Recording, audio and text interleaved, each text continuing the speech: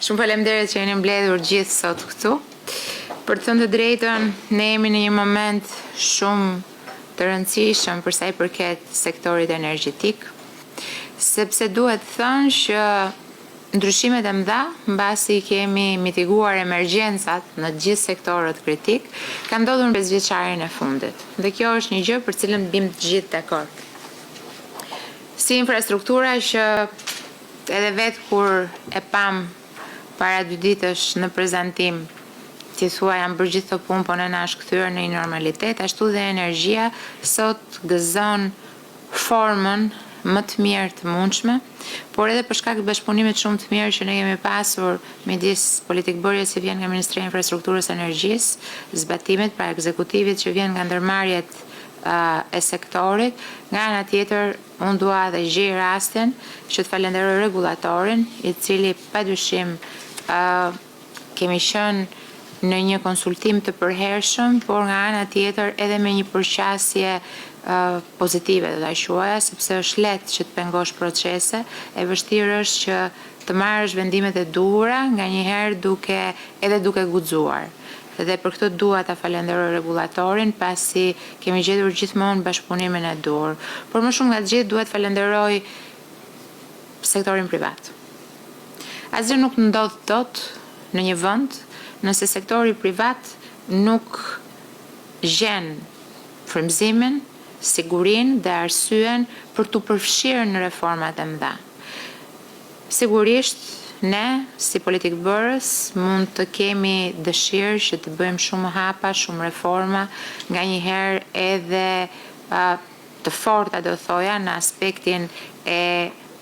ndryshimit timonit, në aspektin e marrjes të disa vendimeve, të cilat na parafrojnë më shumë me Bashkimin Evropian, por duke na krijuar edhe ne si sektor publik, edhe ju si sektor privat, disa vështirësi shpeshherë ndukjet pak apërcyeshme. Por mirëkuptimi që kemi gjetur nga ana juaj dhe mënyra se si kemi bashkëpunuar me njëri tjetrin, unë do të thoja që ky ka qenë një nga 5 vjeçarët më të mirë për sektorin energjetik, të më thoni me kë e krahason. Se 5 vjeçarët e mëparshëm ka qenë ose 5 vjeçar errësire ose 5 vjeçar emergjence. Megjithatë, është gjithmonë ne kemi një benchmark dhe duhet ta bëjmë, pra në këto 33 vite duhet t'i hedhim syt mbrapa, sepse historia na ndihmon të kuptojmë se çfarë kemi bërë siç duhet dhe çfarë duhet bëjmë në të ardhmen. Megjithatë, siç u thash, unë në këto ditë që ulemi gjithmonë më shumë dhe diskutojmë, kemi arritur në rezultatin që është bërë një punë e mirë, një punë që ka baza të thella dhe themele të thella, se kjo i ka munguar gjithmonë Shqipërisë. Për shkak të emergjencës që ne kemi adresuar gjithmonë si shtet, pavarësisht kohës kur, detyrimisht lëvizjet, reformat, ndryshimet janë bërë pa baza. Ndërkohë që ky është 5 vjeçari i parë që Shqipëria praktikisht edhe në fushën energjetike është duke ngritur gur pas guri gjithçka përmes studimeve, përmes bazave të forta rregullatore, dhe kjo është bërë në një komunikim direkt me sektorin privat si investitor shumë i fuqishëm i fushës energjetike. Kemi nisur një sër tryezash,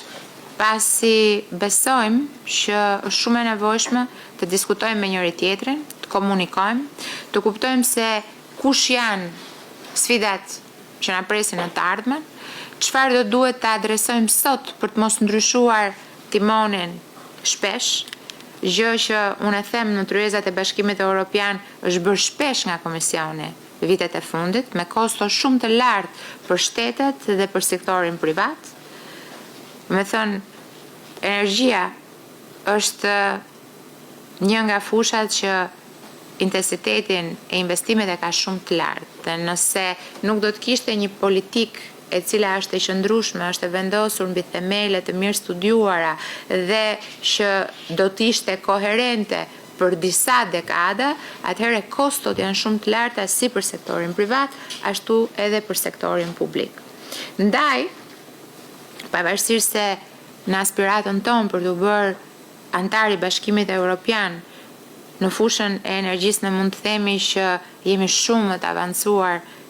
në disa raste dhe se vetë shtetet anëtare të Bashkimit Evropian për shkak të kapaciteteve të energjisë rinovueshme, për shkak të rregulloreve dhe ligjeve që kemi transpozuar tashmë, sërish unë e quaj një sfidë shumë të madhe që sot të marrim vendimet dhe të bëjmë zgjedhjet e duhura që sektori të lëviz përpara përmes investimeve në mënyrë normale dhe pa kthesa të fuqishme që do të krijonin problematika. Ndaj këto tryeza kanë një domethënie dhe një rëndësi shumë të madhe dhe unë e vlerësoj jashtëzakonisht që u shikoj të gjithë dhe këtu të ulësh së bashku, duke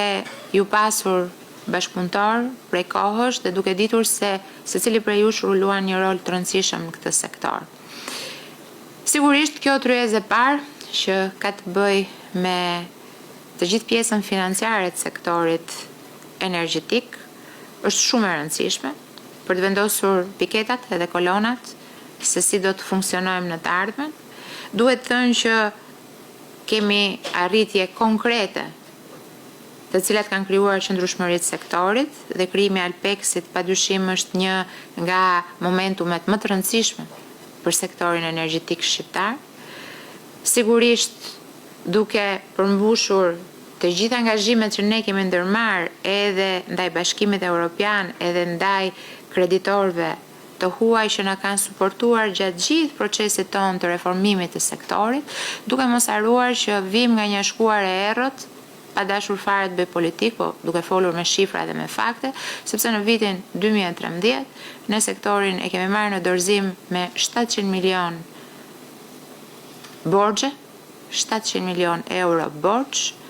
të niveleve të ndryshme dhe nga ana tjetër me një humbje teknike e cila kalonte 45% dhe me mbledhje të ardhurash nën 75%. Të gjitha këto kanë ndryshuar ndjeshëm. Unë nga njëherë në debatet që ne kemi në tryezat e mbyllura mes ministrisë dhe shoqërive që operojnë në sektor, pra shoqërive shtetërore që operojnë në sektor, kam vënë targete vjetore për sa i përket uljeve, sepse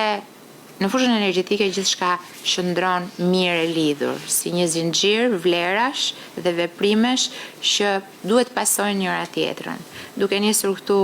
nga volumet e prodhimit,